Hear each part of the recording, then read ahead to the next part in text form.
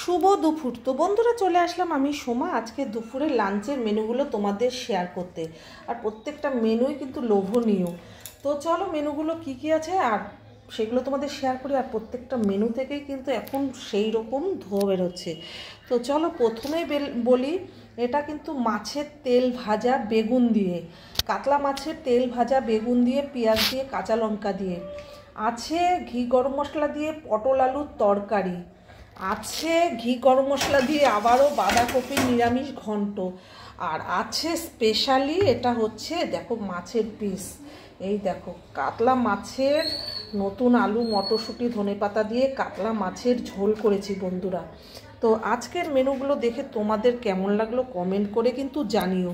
আর ভালো লাগলে কিন্তু লাইক কমেন্ট শেয়ার করতে একদম ভুলো না।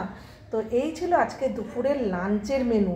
অবশ্যই এর সাথে স্যালাড থাকবে। যখন দুপুরে লাঞ্চ করব তো লাঞ্চের টেবিলে আবারও তোমাদের সাথে আমার দেখা হচ্ছে, ঠিক আছে?